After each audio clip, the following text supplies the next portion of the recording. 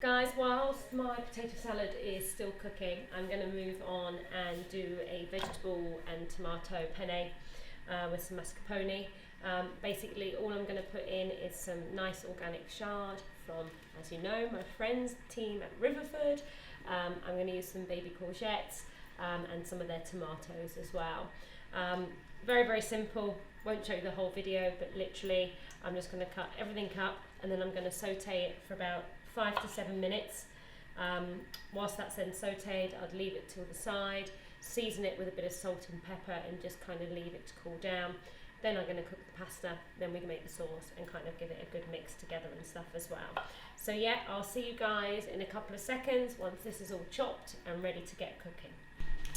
So I've got my courgettes, my chard, I've used 4 pieces of garlic, because anybody that's watched my videos in the past, you know I love garlic, I love ginger, and I love chilies and lots of spices. And then I've got my tomatoes. All I'm going to do is literally saute this off for 5 to 7 minutes. Use a bit of olive oil or whatever oil that you prefer to cook with. But on recipes like this, I always like to go back to the good old olive oil. So I'm going to saute that off and turn the heat up a little bit. I'm going to just season with some salt and a bit of black pepper. Again, for people that don't, like salt or don't like to cook with it or pepper, I don't add salt to my food once it's cooked. But when I'm kind of doing recipes like this with flavours and stuff, I do always add a little bit of salt because your bodies do need it, guys. But it's always being mindful of the kind of salt, the kind of ingredients that you're cooking with. Like I said in one of my other videos, it's like diesel fuel in the petrol car, the two don't go together, and that's the same when it comes down to food choices. Just be conscious about what you're eating, where you're buying your foods from, and obviously the cooking process. Don't use microwaves, don't batch cook. I'm not a fan of that on a Sunday where you see on Instagram that people are eating the same goddamn dinner every night and they've put it into these Chinese takeaway kind of plastic containers. Our body needs difference every day when it comes to food. It needs diversity, it needs different bacterias. You should really be having different types of fruit and vegetables.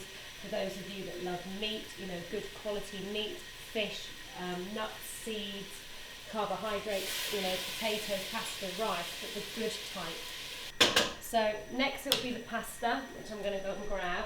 For me, some people like white pasta, some like brown, some like to use different variants. Again, I kind of tend to use wholemeal, more of the brown pasta types, just because white pasta doesn't agree with me. It gives me a lot of inflammation in my stomach, and I get a lot of pain. But again, it's up to you. You know your bodies, you know what works for you. What I find aggravates me might not aggravate yourself. Things that I like, you might not like. So it's all about experimenting, guys, and just seeing what you feel comfortable and what it is that makes your taste buds explode, and really falling in love with the kitchen at home and learning to cook and just really having some fun with it. So pasta's nearly done. Earlier, as I talked earlier about the Riverford, the organic food, today I've used the tomatoes and the chard that came, and then I've just added some garlic and some courgettes to it as well.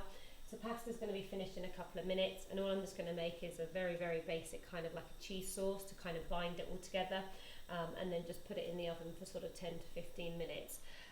So earlier you saw me add a couple of tablespoons of some flour, with some grated parmesan. All I'm going to do is literally put this into a small pan, and this is obviously goat's milk. Haven't tried this with kind of nut milk at all.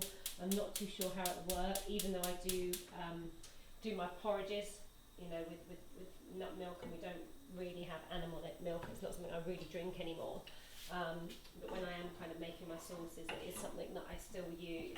But I will try it with other variations, and I'll kind of let you guys know, and if it is something that I think works, I'll kind of put a comment in the video in time. You'll kind of get a feeling of the sauce. You don't want it to be too gloopy, you want it to be quite thin, but literally all I'm doing is just kind of melting this off and kind of making it combine and kind of thicken up just while the pasta's going to finish. And then all I'll do is kind of mix it together. So I'm just going to leave this now for a couple of minutes and kind of stir it slowly, and then we'll kind of go on to the last piece and kind of give it a good mix and stuff as well.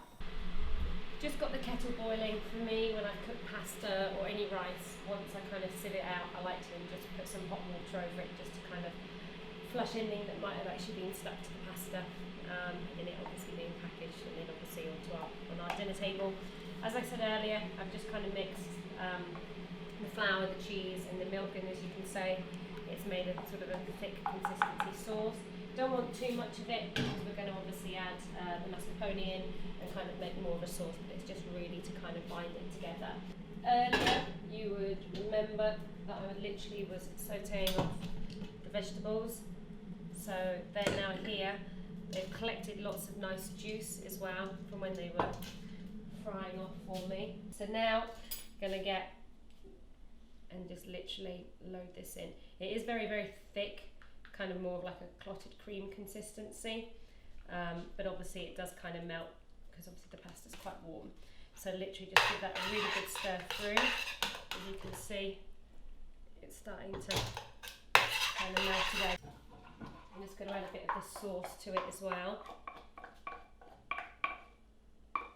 And this is what's going to kind of combine it all together in the oven for me for the next 10 to 15 minutes as well. So that's all been mixed together. I'm literally just now going to put this into an oven-proof dish. And if you remember earlier, I was talking about Riverford and why we decide to choose organic foods. One, because of their health benefits, because there's not any pesticides, chemicals. They haven't flown 10,000 miles to get to us. They weren't picked 3 weeks ago and now we're eating them, you know, it's fresh. So all I'm going to do now is add some more of the cheese on top. It's a very cheesy dish, but it is a healthy dish. So just add that. I'm literally going to add a bit of black pepper.